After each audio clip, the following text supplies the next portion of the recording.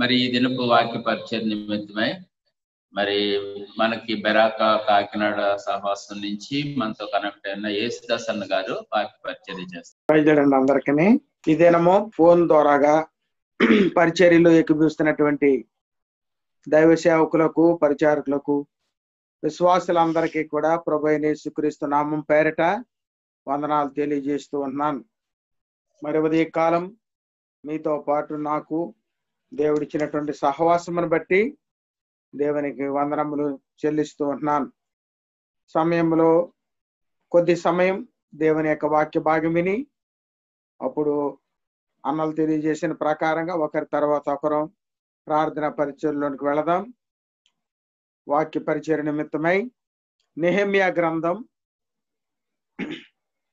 1వ అధ్యాయం, నెహెమ్యా గ్రంథం 1వ అధ్యాయం 4, 5, 6 వచనాలు చదువుకుందాం. ఈ మాటలు వినినప్పుడు నేను కూర్చుండి ఏడ్చి కొన్ని దినములు దుఃఖముతో ఉపవాసం ఉండి ఆకాశమందరి దేవుని ఎదురు విజ్ఞాపన చేసి తిని, ఎట్లనగా ఆకాశమందున్న దేవా యెహోవా, భయంకరుడైన గొప్ప దేవా, నిన్ను ప్రేమించి నీ ఆజ్ఞను అనుసరించి నడుచువారిని కటాక్షించి వారితో నిబంధన స్థిరపరచువాడా, నీ చెవియొగ్గి నీ నేత్రములు తెరిచి నీ సన్నిధిని దివారాత్రము నీ దాసుడైన ఇశ్రాయేలీయుల పక్షముగా నేను చేయి ప్రార్థన అంగీకరించుము.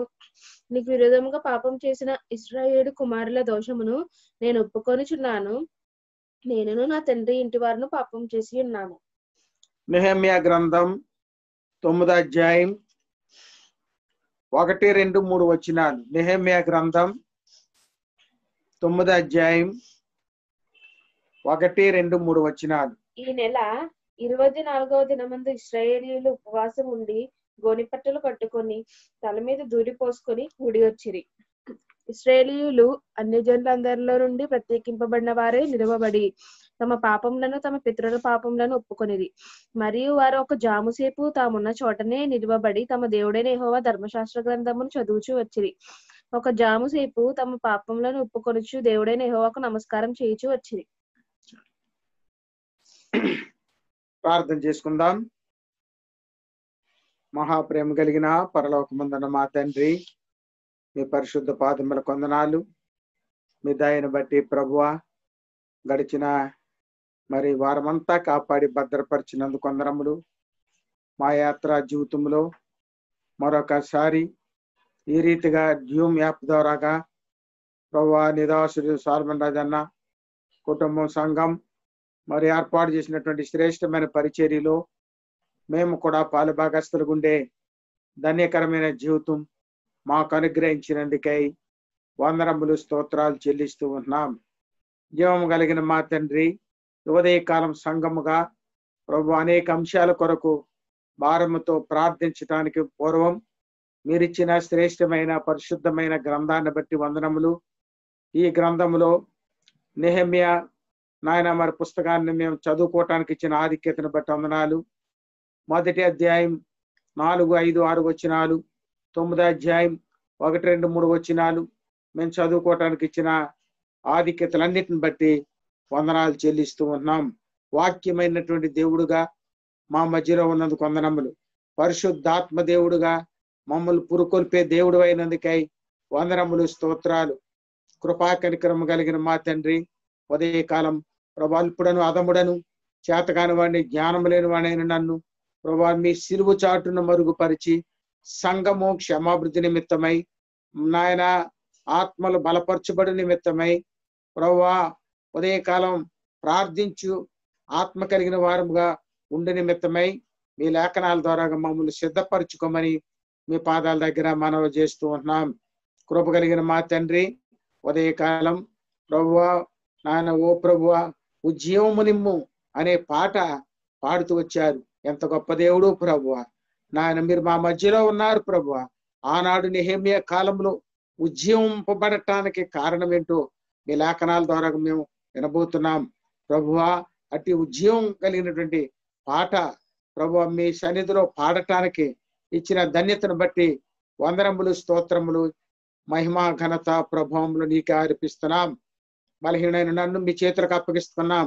చదువుకున్న లేఖనాలను మాకు వివరించమని మీ పాదముల దగ్గర మనవి చేస్తూ ఉన్నాను.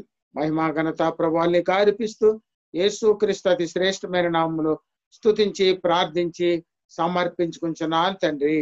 ఆమేన్. ప్రభునందు ప్రియమైన దేవుని బిడ్డలారా, ఉదయకాల సమయంలో కూడి వచ్చిన మీ అందరికీ కూడా ప్రభు అయిన యేసుక్రీస్తు నామం పేరట వందనాలు తెలియజేస్తూ ఉన్నాను. అల్పుడను, చేతకాని వాడిని, మీకంటే అధికంగా లేఖనాన్ని చదవలేనటువంటి వాడిని, మరి నా పరిస్థితి ఎరిగింది, మీరందరూ ఎరిగిన వారే. అటువంటి పరిస్థితి ఉన్నప్పటికీ దేవుడు తన మహిమ కొరకు మరి మీతో సహవాసం ఇచ్చి మీతో కలిసి పరిచర్యలో పాలు పంపులు పొందే ధన్యకరమైన జీవితం దేవుడు నాకు ఇచ్చినందుకు ప్రభును స్తుతిస్తూ ఉన్నాను. ఉదయకాలం ప్రభువును ప్రార్థించటానికి, ప్రభు సన్నిధిలో విజ్ఞాపన చేయటానికి కూడి వచ్చిన మరి మనము వాక్యము చాలా అవసరమని అనేక పర్యాయములు వింటూ ఉన్నాం. వాక్యము లేకుండా ప్రభు సన్నిధిలో ప్రార్థన చేయటం వ్యర్థం.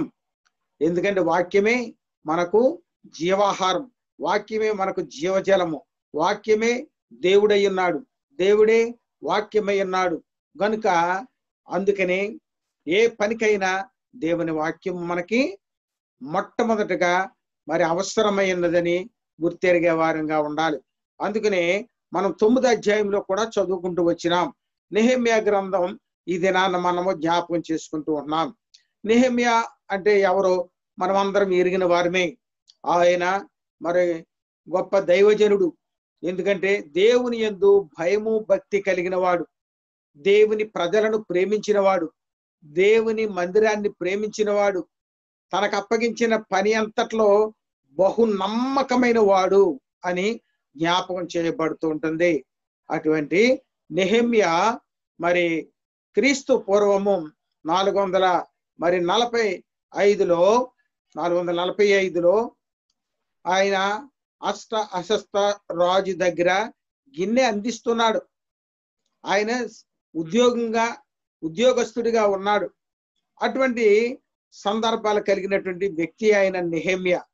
తర్వాత మరి బబులోనులో చెరలో ఉన్నటువంటి తన ప్రజల కొరకు మరి భారము కలిగినటువంటి వ్యక్తి. అట్లాగా మరి క్రీస్తు పూర్వం మరి చెరలో ఉన్నటువంటి ఇశ్రాయేలు ప్రజలను మరి విడిపించడానికి దేవుడు మరి తన దాసులను ఏర్పాటు చేసుకున్నాడు. ఆ బంధకాల నుండి 70 సంవత్సరాలు చెర పూర్తి కావస్తున్నటువంటి సందర్భంలో దేవుడు తన బిడ్డలను అక్కడ లేవనెత్తుకున్నాడు. మొట్టమొదటిగా జెరుబ్బాబేలును ఎన్నుకున్నాడు. అక్కడ మరి కోరేషు రాజు మనస్సును దేవుడు కరిగించినాడు. ఆ కోరేషు ఒక చట్టం చేసినాడు. మీ దేశానికి మీరు వెళ్ళొచ్చు, మీ దేవుణ్ణి ఆరాధించుకోవచ్చు, మీ మందిరాన్ని మీరు బాగు చేసుకోవచ్చు. ఆయన శాసనం ఒకటి ఇచ్చినాడు. అందుకనే మొట్టమొదటిగా కొంతమందిని తీసుకుని జెరుబ్బాబేలు యెరూషలేమునకు వచ్చినాడు. రెండవదిగా మరి కొంతకాలం అయిన తర్వాత మరలా ఇంకొక జట్టు బయలుదేరింది. అది మరి ఎజ్రా నాయకత్వంలో అక్కడ ఉన్నటువంటి ప్రజలను తీసుకుని యెరూషలేమునకు రావటం జరిగింది. ఇది రెండవ జట్టు. మూడవ జట్టుకి నెహెమ్యా నాయకత్వం వహించినాడు. అట్లాగా మరి చెరలో ఉన్నటువంటి తన ప్రజలు పడినటువంటి పాట్లు ఎంతో ఉన్నవి. అందుకొరకే మరి నెహెమ్యా దేవుని యందు భయభక్తులు కలిగిన వాడని మనకి జ్ఞాపకం చేయబడ్డది. అట్లాగా పరిశుద్ధ గ్రంథంలో మరి కొంతమంది దైవజనులు, దేవుని భక్తులు, వారు దేవుని ఎదుట నీతిమంతులుగా ఉన్నప్పటికీ తన ప్రజల కొరకు, తన బిడల కొరకు ఎంతో వేదనతో మరి కన్నీటితో ప్రార్థించేసిన విధానం మనం అనేక సందర్భాలు, అనేక విషయాలు చూస్తూ ఉంటున్నాం.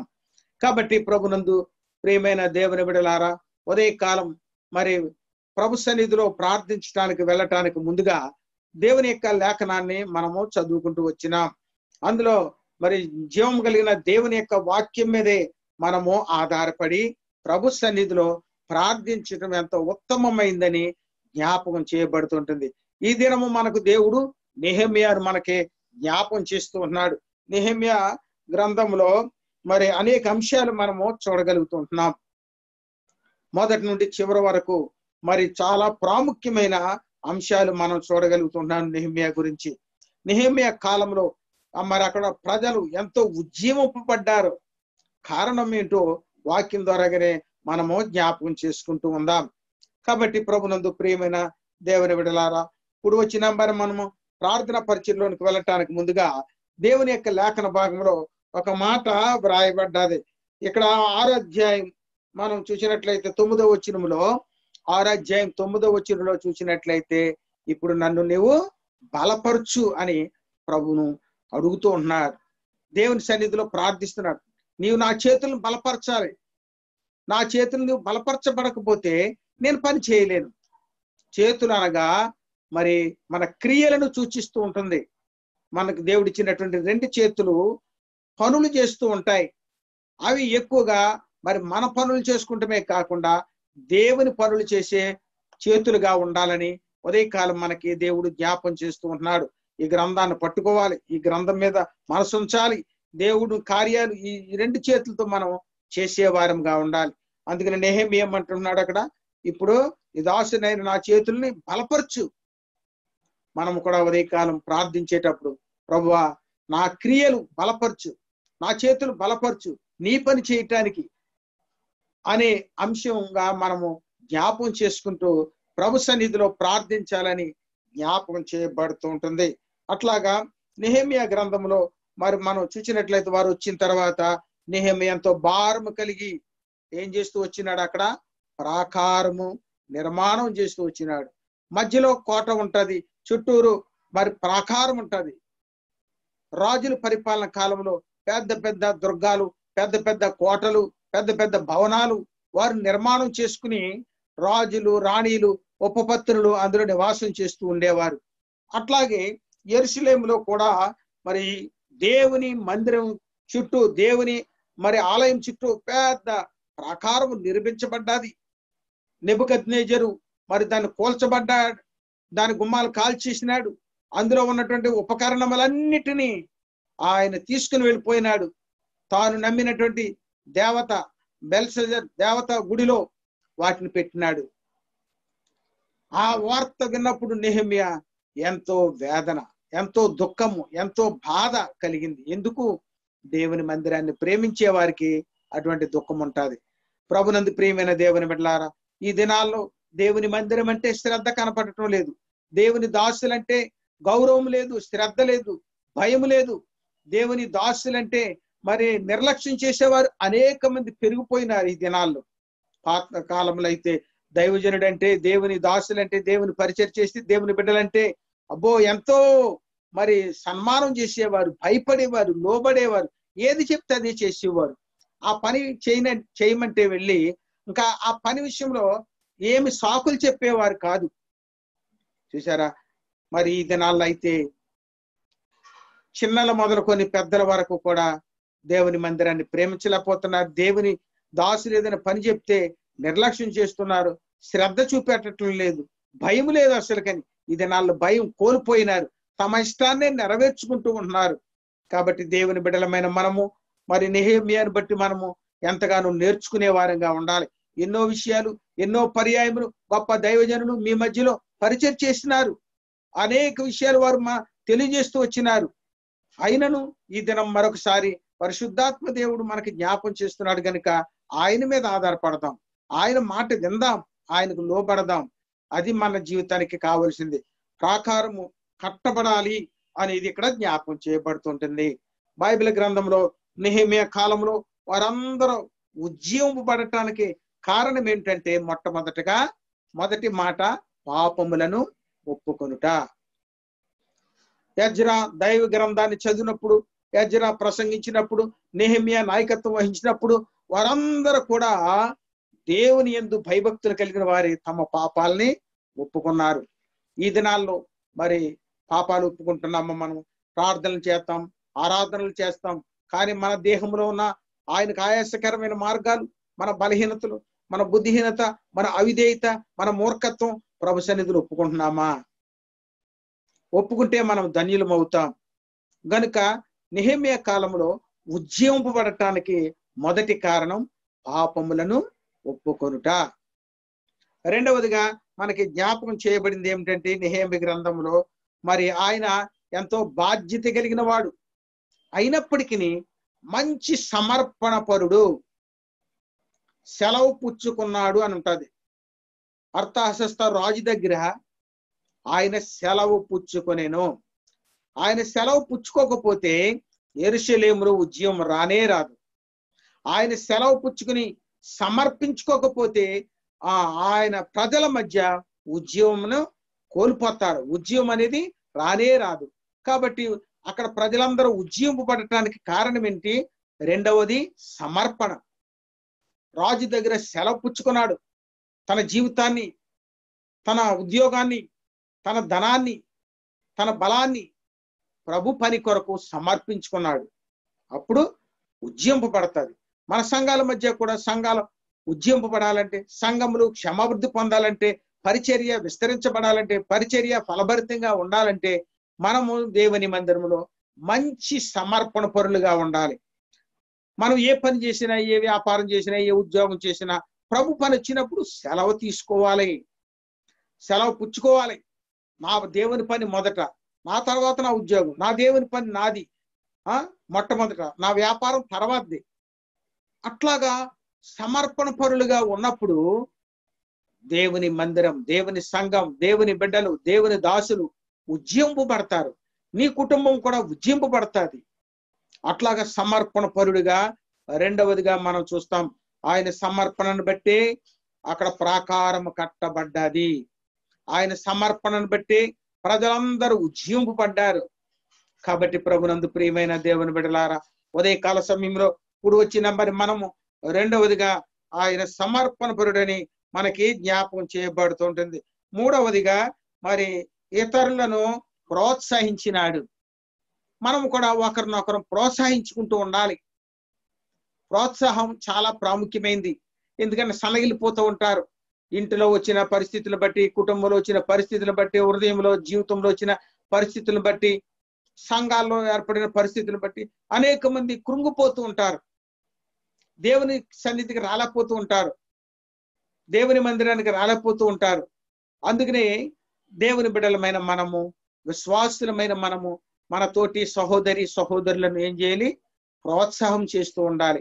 ఇటువంటి పరిస్థితులు వస్తూ ఉంటాయి. మనం దేవుని పిల్లలం, దేవుని ప్రజలం, దేవునింటికి వెళ్ళాలి. అప్పుడే మనకు నెమ్మది వస్తుందమ్మా, ఆరోగ్యం వస్తుంది, దేవుడు మనల్ని కనికరిస్తాడు. అనేక మాటలతో, దైవ గ్రంథంలో ఉన్నటువంటి శ్రేష్టమైన మాటలతో మనం ఏం చేయాలి? వారిని ప్రోత్సాహం చేస్తూ ఉండాలి, పురుకొల్పుతూ ఉండాలి. అప్పుడు వారు దిగజారిపోతున్నటువంటి వారి జీవితాలు తెప్పరిల్లుతాయి, పురుకొల్పబడతారు. మరలా వారు దేవుని ఇంటికి వచ్చి దేవుని వాక్యం విని ఉజ్జీవింపబడతారు. అట్లాగా ఈ కడవరి కాలంలో దేవుడు మనకిచ్చిన బాధ్యతలను మనము నిర్వర్తిస్తూ ఉండాలి. అప్పుడే ఆ ఉద్యమం అనేది మనము చూడగలుగుతుంటున్నాం. నెహెమ్యా కాలంలో అందుకనే వారందరూ కూడా ఉజ్జీవింపబడినట్లుగా లేఖనము మనకి జ్ఞాపకం చేయబడుతుంటుంది. నాలుగవదిగా మనం చూసినట్లయితే ఆనుకున్నారు. ఒకరి మీద ఒకరు ఆనుకున్నారు. ఎంత అదృష్టం అది! ఎంత ఐక్యతది! ఐక్యత కడవరి కాలంలో సాతానుడు చెలరేగి ఐక్యతను చెరిపేస్తున్నాడు. చాలా భయంకరంగా విజృంభిస్తున్నాడు. విశ్వాసుల మధ్య, పరిచారకుల మధ్య, దైవ సేవకుల మధ్య నెమ్మది లేకుండా, ఐక్యత లేకుండా వాడు నిర్వర్తిస్తూ ఉన్నాడు. కానీ నెహెమ్యా కాలంలో వారందరూ కూడా ఒకరి మీద ఒకరు ఆనుకున్నారు. చూసారా? నెహెమ్యా గ్రంథం 3వ అధ్యాయం మనం చూసినట్లయితే ఆ భాగంలో 32 సార్లు ఆనుకొనుట అనేది వ్రాయబడ్డది. 32 వచనాల్లో కూడా వారు దూరంగా మరి దగ్గరగా నిలబడి ఒకరి మీద ఒకరు ఆనుకున్నారు. అంటే ఒకరు పిలిస్తే ఒకరు వచ్చేలాగా, ఒకరు పిలిస్తే ఒకరు చేసేలాగా, అట్లాగా ఒకరి మీద ఒకరు ఆనుకుని దేవుడు వారికి అప్పగించిన పనిని కొనసాగిస్తూ వచ్చినారు. ఆనుకుని దేవుని మీద ఆధారపడటం, మనుషులు వారందరూ కూడా ఒకరి మీద ఒకరు ఆనుకొనటం, ఆధారపడటం, మరి పని చేస్తూ వచ్చారు. ఎందుకది? అది నీ పని కాదు, నా పని కాదు. ఎవరి పని అది? దేవుని పని. దేవుని మందిరం బాగు చేయాలి. దేవుని ప్రాకారములు, చుట్టూ ప్రాకారములు మేము దాన్ని బాగు చేయాలి, దాన్ని కట్టాలి. ఎవరు అడ్డొచ్చినా మేము దాన్ని ఎదిరించాలి. గనుక దేవుని మీద ఆధారపడిన వారుగా ఉన్నారు. అందుకనే వారు ఒకరి మీద ఒకరు ఆనుకొని మరి ఒక చేతితో కత్తి పట్టుకుని ఒక చేతితో ప్రాకారం యొక్క పనిని నిర్వర్తిస్తూ వచ్చారు. దైవ కుమారులైనటువంటి మనము కూడా ఒకరి మీద ఒకరు ఆనుకోవాలి. దేవుని సేవ విస్తరించాలంటే, దేవుని పరిచర్య అభివృద్ధి పొందాలంటే, సంఘము క్షమాభివృద్ధి పొందాలంటే మనం ఏం చేయాలి? ఏదో ఒక దైవజనుడు చేస్తాడులే, ఆయన ఏర్పాటు చేసుకున్నాడు కదా, ఆయన పని ఆయన చేసుకుంటాడులే, మనకెందుకులే, మన పని కాదు అని తప్పించుకునేవారు ఈ దినాల్లో చాలా మంది ఉన్నారు. అందుకనే దేవుని బిడలమైన మనము అట్లా కాకుండా మరి ఒకరి మీద ఒకరు ఆనుకొని పని చేసేవారంగా ఉండాలి. ఒకరి మీద ఆనుకోవాలి, ఒకరికొకరు ప్రార్థన చేయాలి, ఒకరక్కర్లో ఒకరు సహకారం చేసుకుంటూ ఉండాలి. ఇది చాలా అవసరము. దేవుని మందిరంలో, దేవుని ఇంటిలో, దేవుని సేవలో, దేవుని పరిచర్యలో ఒకరి మీద ఒకరు ఆనుకుంటాం ఎంత అవసరం. ఏదో ఒకరే చేస్తారులే అనేది మాత్రం మనం విడిచిపెట్టకూడదు. అందుకు కాదు దేవుడు నిన్ను ఏర్పరచుకున్నది. అందుకు కాదు.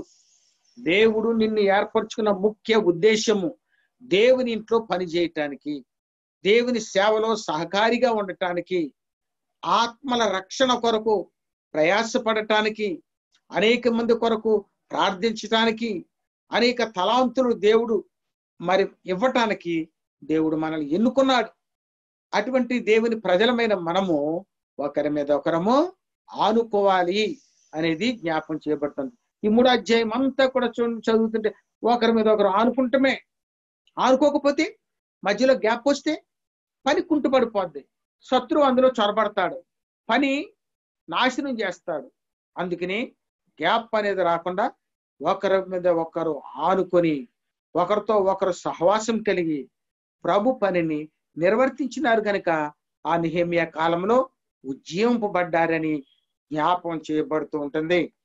5వదిగా మనకి జ్ఞాపకం చేయబడుతూ ఉంటుంది, జనులను పనిచేసే విధానముగా నెహెమ్యా వారిని ఆదరిస్తూ వచ్చినాడు. వారందరిని పురుకొల్పుతూ వచ్చినాడు. ఒకరి తర్వాత ఒకరు పని చేయాలంటూ ఉన్నాడు. జనులందరూ కూడా పని చేయాలి. ఎవరు కూడా సోమర్థనంతో ఉండకూడదు, బద్ధకస్తులుగా ఉండకూడదు. అందరము పని చేయాలి. ఈనాడు మనం మరి ఇజ్రాయిల్కి వెళ్ళి వచ్చిన అన్నలకు చెప్తూ ఉంటారు. అట్లాగే మనం వార్తలో కూడా వింటూ ఉంటాము. దేవుని ప్రజలు చిన్నలేమి, పెద్దలేమి, స్త్రీలేమి, పురుషులేమి అందరూ కూడా మంచి పనిలో నైపుణ్యత కలిగిన వారుగా ఉంటారంట. అంతేకాకుండా మరి యుద్ధం వచ్చిందంటే ఆడవాళ్ళంటే, యవనస్తులేంటి, మగవాళ్ళేంటి, పురుషులు, స్త్రీలేంటి అందరూ కూడా యుద్ధానికి వెళ్ళిపోతారు. ప్రతి ఇంటిలో తప్పనిసరిగా యుద్ధానికి వెళ్ళేవారుగా సిద్ధపడుతూ ఉంటారు. అట్లాగా ఉండటం వల్ల తమ దేశాన్ని రక్షించుకోగలుగుతూ ఉంటారు. అట్లాగే జనులందరూ ఏం చేయాలి? పని చేయాలి. దేవుని ఇంటికి వచ్చే దేవుని బిడ్డలందరం కూడా పని భారం కలిగిన వారంగా ఉండాలి. దేవుడిచ్చిన తలాంతులను సద్వినియోగం చేసుకునే వారంగా ఉండాలని లేఖనాలు మనకి బోధిస్తూ ఉన్నాయి. తర్వాత మనం జ్ఞాపకం చేసుకున్నట్లయితే ప్రార్థన, అన్నిటికన్నా విలువైనది ప్రార్థన. ప్రార్థించేవారు లేకపోతే ఏ పని కూడా జరగదు. మనం పైన చెప్పుకున్న పనులన్నీ జరగాలంటే ప్రార్థనా జీవితం అవసరం. అందుకనే ఇక్కడ నెహెమ్యా మరి 1వ అధ్యాయంలోనేమి 9వ అధ్యాయంలోనేమి తమ పాపాలను ఒప్పుకొని ప్రభు సన్నిధిలో గోనె బట్ట కట్టుకుని కన్నీళ్లు విడిచి దేవుని వైపు చూచారు, దేవుని సన్నిధిలో ప్రార్థించినారు. అటువంటి ప్రార్థన దేవుడు తప్పగా ఆలకిస్తూ ఉంటాడు. అంతకుముందు కూడా మనకి జ్ఞాపకం చేయబడ్డది. అనేక మంది దేవుని సన్నిధిలో కన్నీళ్లు విడిచారు. దావీదు మహారాజేమి, దానియేలేమి, ఎజ్రాయేమి అనేక మంది దేవుని సన్నిధిలో ప్రార్థిస్తూ వచ్చారు. ఏ పని చేయాలన్నా మోషే, అహరోన్లు వారు కూడా ఇశ్రాయేలు ప్రజల పక్షంగా వారు చేసే తిరుగుబాటును బట్టి దేవుని సన్నిధిలో కన్నీళ్లు విడిచేవారు.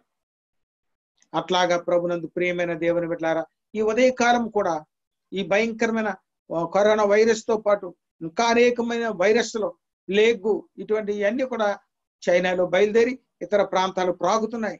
అనేక మంది మరి మరణిస్తున్నారు. కనుక దేవుని బిడ్డలమైన మనము సంఘములు క్షమాభివృద్ధి పొందటానికి, విశ్వాసులు స్థిరులుగా ఉండటానికి, పరిచయం చేసే బిడ్డలు నమ్మకంగా పరిచయం చేయటానికి మనము వెనకాల ప్రార్థన చేస్తూ ఉండాలి. ఆ ప్రార్థనే అనేక మందిని బలపరుస్తూ ఉంటుంది. ఆ ప్రార్థన అనేక మందిని సంరక్షిస్తూ ఉంటుంది. గనుక మరి ఇటువంటి ప్రార్థన మరి ఇట్లాగ ప్రతిదినము ఈ బేతేల్ ద్వారాగా కలిగి ఉండటం ఎంత గొప్ప భాగ్యం, అది గొప్ప ఆధిక్యత. ఈ కరువు కాలంలో, కష్టకాలంలో, శ్రమ కాలంలో, సెలవు దినాల్లో మరి దుర్వినియోగం చేసుకోకుండా సమయాన్ని మరి సద్వినియోగం చేసుకోవటానికి మరి ప్రతిరోజు 1 గంటన్నరైనా దేవుని సన్నిధిలో సంఘముగా కూడి ప్రార్థన చేయటం ఎంతో గొప్ప ధన్యకరమైన జీవితం. అటువంటి ప్రార్థనలో ప్రభు అంగీకరిస్తాడు, ఆ ప్రార్థనకు జవాబిస్తాడని జ్ఞాపకం చేయబడుతూ ఉంటుంది. కనుక మనం కూడా అధికముగా ప్రార్థించాలని జ్ఞాపకం చేయబడుతుంటుంది. దానియేలు గ్రంథం 4:9 కూడా ప్రార్థన అనేది జ్ఞాపకం చేయబడుతూ ఉంటుంది. కాబట్టి ఇవన్నీ మీరు చదువుకుంటారు. తర్వాత చెప్పిన రెఫరెన్స్లన్నీ ఇళ్ళ దగ్గరకి వెళ్ళిన తర్వాత రోజంతా కూడా మరి మనం ఖాళీగా ఉన్నప్పుడు మరి ఈ లేఖనాలని మరొకసారి జ్ఞాపకం చేసుకుంటూ చదువుకుంటూ దేవుని సన్నిధిలో ప్రార్థించినప్పుడు దేవుడు మన ప్రార్థన అంగీకరిస్తాడని జ్ఞాపకం చేయబడుతూ ఉంటుంది. చివరిగా మనం చూసినట్లయితే వారందరూ కూడా దూరంగా వెళ్ళిపోకుండా దగ్గరగా సహవాసం కలిగిన వారుగా ఉన్నారు. ఎందుకు? ప్రాకారం నిర్మాణం చేయటానికి. బాగా దూరంగా వెళ్ళిపోయారనుకో మధ్యలో శత్రువు ప్రవేశిస్తాడు. అందుకనే వారు ఒకరి మీద ఒకరు ఆనుకున్నప్పుడు వారు ఒకరికొకరు దగ్గరగా ఉండి మరి ప్రాకారం పొడవున ఆ పని చేస్తూ వచ్చినారు. దేవుడిచ్చినటువంటి ఆధిక్యతను బట్టి, దేవుడిచ్చిన బలాన్ని బట్టి, దేవుడిచ్చిన ధైర్యాన్ని బట్టి మరి వారు ఆ పనిని చేయగలుగుతూ వచ్చినారు. ప్రభునందు ప్రియమైన దేవుని బిడ్డలారా, మనం కూడా ప్రాకారం కట్టేవారముగా ఉండాలి. దేవుని మందిరము, దేవుని ఇల్లు మనం కూడా కట్టాలి. ఎలా కడతాం? పేతురు పత్రికలో చెప్తూ ఉంటాడు, మరి మనము ఆత్మ సంబంధమైన మందిరముగా కట్టబడాలి. ఎట్లాగా? సజీవమైన రాళ్ల వలె ఉండాలి. మనం ఆ రాళ్లను తెచ్చి మనము ప్రాకారం కట్టాలి, సజీవమైన రాళ్ళం. కాబట్టి అటువంటి రాళ్ల వలె అనేక మందిని మనం సిద్ధపరిచి ఆ రాళ్లను ప్రాకారంలో పెట్టాలి. అప్పుడే మన కుటుంబం ఆశీర్వదించబడుతుంది, మనకు కూడా ఉద్యమం వస్తుంది అని ఈ మాటలు నెహెమ్యా కాలంలో వారందరూ ఉజ్జింపబడటానికి ఈ శ్రేష్టమైన కొద్ది మాటలు మీకు జ్ఞాపకం చేస్తూ వచ్చినాను. అదే రీతిగా మరి వారు ప్రాకారం కట్టారు. కట్టకపోతే నష్టమే వచ్చింది, కడితే లాభం ఏమొచ్చింది మనందరికి తెలుసు. ఇది కొత్త విషయం కాదు. మనం ఇల్లు కట్టుకుంటాం, చుట్టూరు ప్రాకారం కట్టుకుంటాం. రాజులు ప్రాకారాలు కట్టుకుంటారు, కోటల చుట్టూ, వారి దుర్గాల చుట్టూ ప్రాకారాలు ఉంటాయి. ఏమిటి ఆ ప్రాకారం వల్ల మనకి కలిగే లాభం ఏంటి? ఆ ప్రాకారం కట్టకపోతే నష్టం ఏమొచ్చింది అని ఆలోచిస్తే మరి ఇక్కడ లేఖనంలో మనం చూస్తూ ఉంటున్నాం, ప్రాకారం కట్టడం వల్ల మరి ఏంటి జరిగేది ఏమిటంటే అక్కడ ప్రత్యేకత ఉంటుంది. ప్రత్యేకత ప్రాకారం లోపల వాళ్ళందరూ ప్రత్యేకించబడినటువంటి జనాంగముగా ఉంటారు. లేకపోతే ప్రాకారం లేదనుకో అనేక మంది శత్రువులు ప్రవేశించడానికి, అనేక మంది మరి దాన్ని పాడు చేయటానికి, ఆ లోపల రకరకాల జంతువులు వచ్చి మరి అదంతా పాడు చేయటానికి అవకాశం ఉంటూ ఉంటుంది. ప్రాకారం కట్టకపోతే, ప్రాకారం కట్టడం వల్ల ఒక ప్రత్యేకత ఉంటుంది. ఇప్పుడు మన ప్రక్క ఇంటి వారికి మనకి ఒక హద్దుబాటు ఉంది, ప్రత్యేకత ఉంది. వాళ్ళు అవతల ఉన్నారు, మనం లోపల ఉన్నాం, ప్రత్యేకించబడ్డాం. అట్లాగే దేవుని మరి ఆలయం చుట్టూ, దేవుని మందిరం చుట్టూ, లేదా యెరూషలేం పట్టణం చుట్టూ ప్రాకారం ఉండటం వల్ల అందులో నివసించే ప్రజలందరూ కూడా ప్రత్యేకించబడిన వారుగా ఉంటారు. మనం కూడా లోకంలో ఉన్నాం, లోకస్తుల మధ్య నివాసం చేస్తున్నాం. కానీ ప్రభు ఏం చెప్పినాడు? కొరింథీయులకు రాసిన పత్రిక, మీరు ప్రత్యేకించబడిన వారుగా ఉండాలి. మూర్ఖులకు ఈ తరము వారికి వేరే ప్రత్యేకముగా ఉండు అంటాడు 6వ అధ్యాయంలో. కాబట్టి మనం ప్రత్యేకమైన జీవితం కలిగిన వారంగా ఉంటాం. అట్లాగా ఇశ్రాయేలు ప్రజలు మరి ప్రత్యేకమైన జీవితం కలిగినటానికి ప్రాకారము అవసరం. ఆ ప్రాకారం లేకపోతే శత్రువు ప్రవేశిస్తాడు.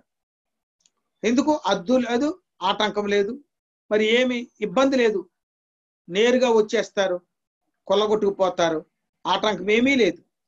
ప్రభునందు ప్రియమైన దేవుని బిడ్డలారా, మరి అట్లాగా మనం చూసినట్లయితే రాజుల పరిపాలన కాలంలో ఒక రాజుగారు మరి దేశాన్ని పట్టుకోవాలంటే ఎంతో సైన్యంతో వచ్చి ఉండేవారు. ఆ ప్రాకారాలని కొల్లగొట్టి కొన్ని ప్రాకారాలు చాలా బలముగా, చాలా ఎత్తుగా ఉండేవి. ఆ వాటిని మరి పాడు చేయటానికి కొన్ని దినాలు పట్టి దాన్ని కొల్లగొట్టిన తర్వాత లోపల ప్రవేశించేవారు. చూసారా? అట్లాగా ప్రభునందు ప్రియమైన దేవుని బిడ్డలారా, శ్రమలు వస్తాయి ప్రాకారం లేకపోతే. అందుకనే మనం కూడా ప్రాకారంలో ఒక రాయి వలె ఉండాలి. ఆ రాయి సజీవమైన రాయి వలె ఉండాలి. మొదట పునాది రాయి, అమూల్యమైన రాయి మన ప్రభువారే.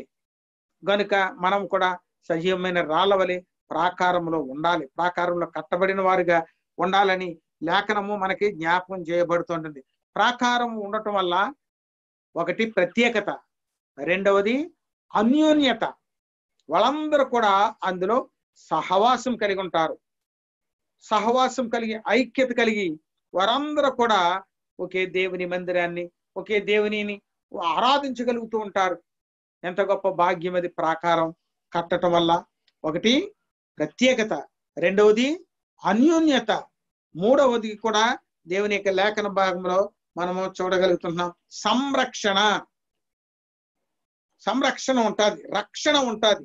ఇందాక చెప్పుకున్నాం కదా, ప్రాకారం లేకపోతే శత్రువు వచ్చి పడిపోతారు, శ్రమలు వస్తాయి, చాలా శ్రమలు వచ్చేస్తాయి ప్రాకారం లేకపోవడం వల్ల. కాబట్టి నెహెమ్యా మరి ఏం చేస్తూ వచ్చినాడు? తన బిడ్డలతో సహవాసం కలిగి ఒకరి మీద ఒకరు ఆనుకుని ప్రాకారాన్ని నిర్మించినాడు. ప్రాకారం నిర్మించటం వల్ల 3 ప్రయోజనాలు అక్కడ మనం చూసాం. ఒకటి ప్రత్యేకత, రెండవది అన్యోన్యత, మూడవది సంరక్షణ, రక్షణ అనేది మనకు కలుగుతూ ఉంటుంది. ప్రాకారం లోపల ఉంటే చక్కగా ఏ హాని చెందకుండా హాయిగా ఉంటారు. మనం కూడా చూడండి, మనం ఇల్లు కట్టుకుంటున్నాం, ఇంటి చుట్టూ చక్కగా ప్రాకారం, తర్వాత మన గదుల్లో చుట్టూరు గోడలు ఉంటాయి. ఎందుకు? సంరక్షణ కలిగిస్తూ ఉంటాయి.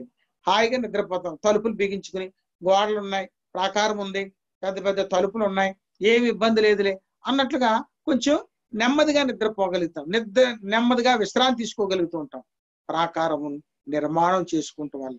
మన ఆత్మీయ జీవితంలో కూడా దుష్టుడు ప్రవేశించకుండా ప్రాకారం కలిగిన వారంగా ఉండాలి. దుష్టుని జయించాలంటే, దుష్టుడు ప్రవేశించకుండా మరి మనము భద్రత కలిగి ఉండాలంటే, మన ఆత్మీయ జీవితంలో మన చుట్టూ, మన ఇంటి చుట్టూ, మన మందిరం చుట్టూ, మన ఆత్మీయ జీవితం చుట్టూ ప్రాకారం అనేది స్థిరమైనటువంటిదిగా మరి మనం నిర్మాణం చేసుకోవాలి. దానికి ప్రార్థన బలమిస్తుంది. ప్రార్థన ఒక్కటే ఆయుధం. దేవుడు మనకిచ్చిన బలమైన ఆయుధం ఏంటంటే ప్రార్థన. కాబట్టి ప్రాకారం లేకపోతే మనకు వచ్చే నష్టం ఏంటో ఇందాక మనకి జ్ఞాపకం చేయబడ్డది. ఒకటి, ప్రజలకు శ్రమలు వస్తాయి. రెండవది, మరి ఏం జరుగుతుంది? అక్కడ ప్రార్థన లేమి ఏర్పడుతుంది. కాబట్టి ప్రాకారం లేదు కదా, ఎవరి సారంగా వాళ్ళు ఉంటారు. ప్రార్థన చేద్దాం, ప్రార్థనకి వెళ్దాం, అది అనేది ఏం వారికి కనపడదు.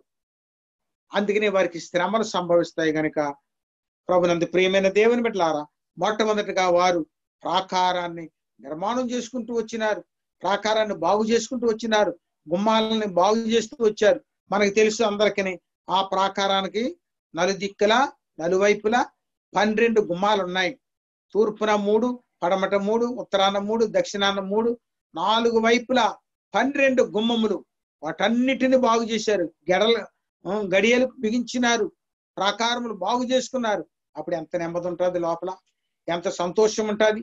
దేవుని ఆరాధించాలన్నా, దేవుని ప్రార్థించాలన్నా, దేవుని కార్యాలు చేయాలన్నా, అంతేకాకుండా ఆయనను ఘనపరచాలన్నా ప్రాకారం లోపల ఎంతో సుఖం ఉంటుంది. దేవుడు మరి అందుకని ఆ 3 బిడ్డలను ఎన్నుకొని, జెరుబ్బాబెలును, యాజ్రాను, నెహెమ్యాను దేవుడు ఎన్నుకొని ఆ బబులోను చెర నుండి 3 గుంపులుగా వారందరినీ కూడా మరి తన దేశానికి, తన పట్టణానికి దేవుడు వారిని నడిపిస్తూ వచ్చినాడు. వారిని పనిముట్లుగా, ముఖ్యమైన పాత్రలుగా దేవుడు వాడుకుంటూ వచ్చినాడు. ప్రభునందు ప్రియులారా, వాక్యం వింటున్నా నీవు నేను కూడా ప్రభు పని కొరకు ముఖ్యమైన పాత్రలుగా మనం తయారవ్వాలి, ముఖ్యమైన పనిముట్లుగా సిద్ధపడాలి. ఎందుకు? ప్రభు తొందరగా వస్తున్నాడు. నిన్ను లెక్క అడుగుతాడు. నేను నిన్ను రక్షించినాను, నేను నిన్ను ఎన్నుకున్నాను, నేను నిన్ను ప్రేమించినాను, నేను నీ కొరకు ప్రాణం పెట్టాను, నువ్వు నా కొరకు ఏం చేశావు? ప్రభు ప్రశ్నిస్తారు. అందుకనే జాగ్రత్త కలిగి ఉండాలి. ఈ కడవరి కాలంలో మరి అనేక మందిని ప్రోత్సహించడానికి, అనేక మందిని పురుకొల్పటానికి, అనేక మంది కొరకు ప్రార్థన చేయటానికి, అనేక మందితో దేవుని బిడ్డలతో అన్యోన్యత సహవాసం కలిగి ఉండటానికి మనం నమ్మకస్తులుగా ఉండాలని లేఖనంలో మనకి జ్ఞాపకం చేయబడుతూ ఉంటుంది. కాబట్టి ప్రభునందు ప్రియమైన దేవుని బిడ్డలారా, లేఖనాల్లో మనం ఇంతవరకు మరి ప్రాకారము నిర్మాణం చేసుకోవడం వల్ల లేఖనంలో మనకి జ్ఞాపకం చేయబడుతుంటుంది. నష్టం ఏంటో లాభం ఏంటో మనకి జ్ఞాపకం చేయబడుతుంటది. ప్రాకారము మరి కట్టడం వల్ల మరి గొప్ప అద్భుతము అనేది మనం చూడగలుగుతున్నాం ప్రాకారంలో కట్టబడితేనే. కాబట్టి తర్వాత అందులో జరిగింది ఏంటి? ప్రాకారం కట్టబడిన తర్వాత అందరూ అందులో సమకూర్చబడ్డారు. అందులో ఉంటే సరిపోయిందా? ఏమిటి? దేవుని బిడ్డలకు సంతోషం ఎక్కడొస్తుంది?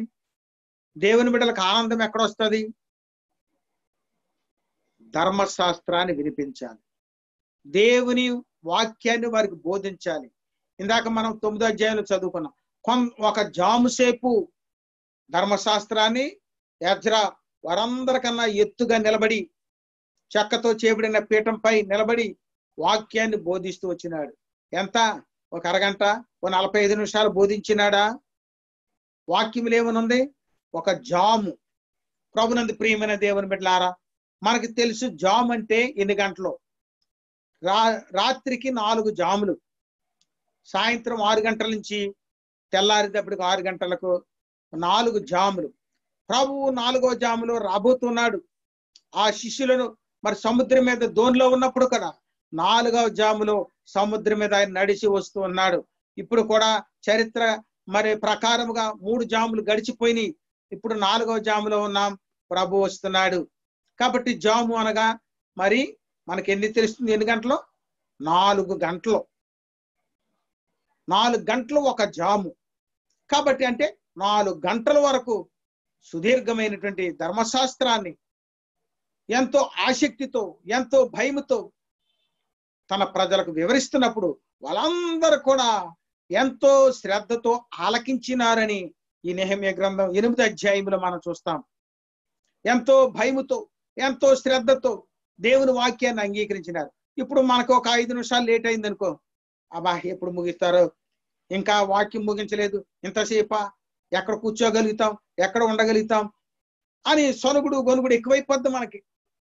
ఆనాడు 4 గంటలు ఒక జామంతా కూడా వాక్యాన్ని బోధించినాడు, ధర్మశాస్త్రాన్ని బోధించినాడు. మరొక జామంతా వారు దేవుని సన్నిధిలో ఎలుగెత్తి ప్రార్థన చేస్తూ వచ్చారు, ప్రభును స్తుతిస్తూ వచ్చారు. ఎంత అదృష్టం! ప్రభునందు ప్రియమైన దేవుని బిడ్డలారా, ఈ కడవరి కాలంలో మన దేహాలు బలహీనమైపోయినాయి. అన్ని కూడా వ్యాధులతో మందు తిండి తిని వ్యాధులు ఎక్కువైపోయినాయి.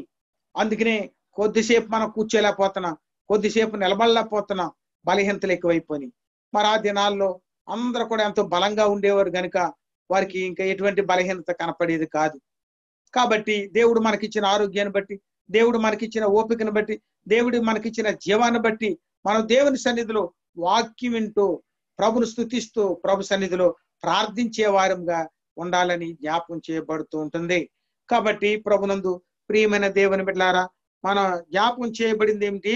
ధర్మశాస్త్రమును మరి ఆయన సంతోషముతో వినిపిస్తూ వచ్చాడు, వారు కూడా సంతోషముతో అంగీకరిస్తూ వచ్చారని జ్ఞాపకం చేయబడింది. ధర్మశాస్త్రాన్ని విన్న తర్వాత మనం ఏం చేస్తాం? ప్రతి ఆదివారం కూడా పాటల పరిచర్య అయిపోయిన తర్వాత వాక్యం వింటాం. వాక్యం విన్న తర్వాత మనం చేసే పని ఏమిటి? ప్రభుని ఆరాధిస్తూ ఉంటాం. అదే రీతిగా వారు కూడా మరి ఒక జాము సేపు అంతా కూడా ప్రభుని స్తుతిస్తూ వచ్చారు, ప్రభును ఆరాధిస్తూ వచ్చారు. ఆరాధన శాశ్వతమైంది అని మనం అనేక పర్యాయాలు విన్నాం. ప్రార్థన కొద్ది కాలమే చేస్తాం. మనం ఈ భూమి మీద ఉండగానే, ఈ దేహంలో ఉండగా ప్రభు సన్నిధిలో ప్రార్థన చేస్తూ ఉంటాం. కానీ ఆరాధన ఇక్కడ ప్రభుని ఆరాధిస్తాము, ప్రభును స్తుతిస్తాము, ప్రభుకు కృతజ్ఞతాస్తుతులు చెల్లిస్తాము. పరలోకంకి వెళ్ళిన తర్వాత కూడా యుగయుగములు తరతరాలు ప్రభువానికి స్తోత్రమని ఎలుగెత్తి ప్రభును ఆరాధించటమే ఆరాధన శాశ్వతమైంది. అట్లాగే నెహెమ్యా వారికి బోధించిన తర్వాత వారందరూ కూడా గొంతెత్తి ప్రభును ఆరాధిస్తూ వచ్చారు, ప్రభును మహిమపరుస్తూ వచ్చారు.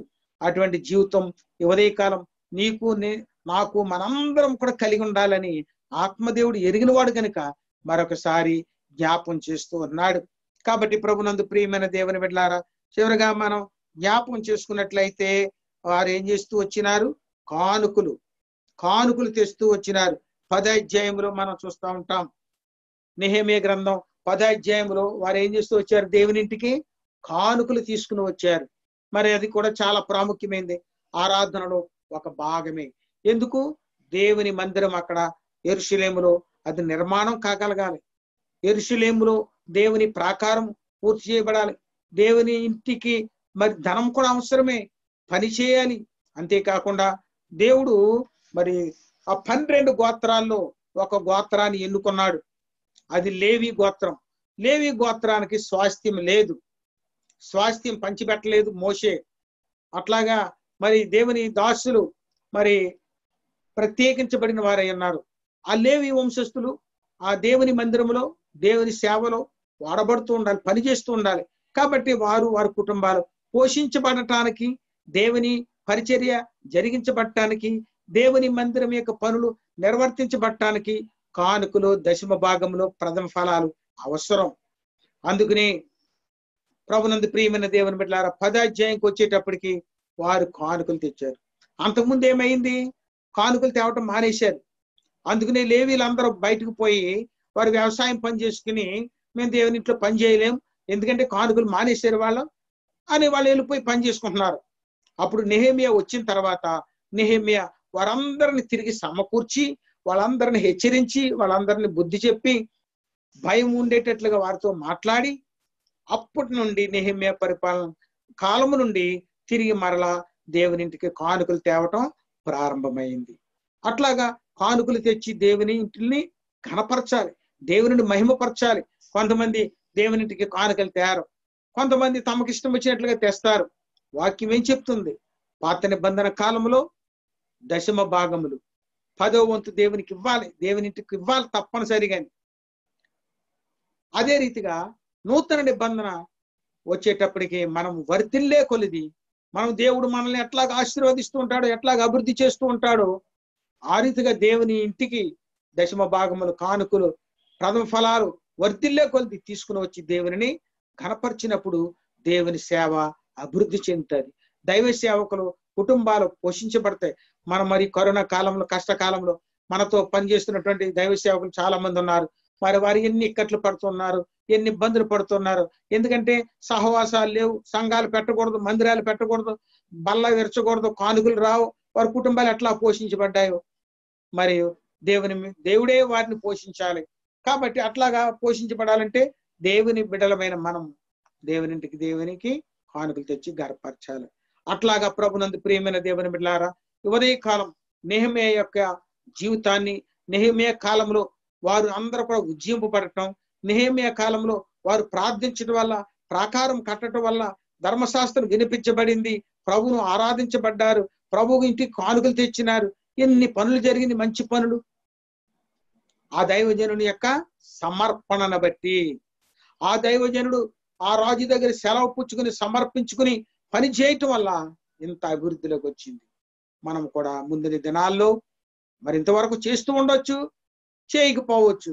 ఈ దినము నుండి అయినా దేవుని వాక్యం వింటున్న మనము ముందుని దినాల్లో ప్రభు మహిమ కొరకు జీవించడానికి మనం తీర్మానం చేసుకుని, మన తప్పిదాలు, మన పాపములు, మన బలహీనతలు, మన పితరుల పాపములు ఒప్పుకుంటూ, వాక్యాన్ని జ్ఞాపం చేసుకుంటూ ప్రభు సన్నిధిలో ప్రార్థించడానికి కూడి వచ్చిన మనలందరినీ పరిశుద్ధాత్మ దేవుడు నమ్మకంగా సిద్ధపరచును గాక.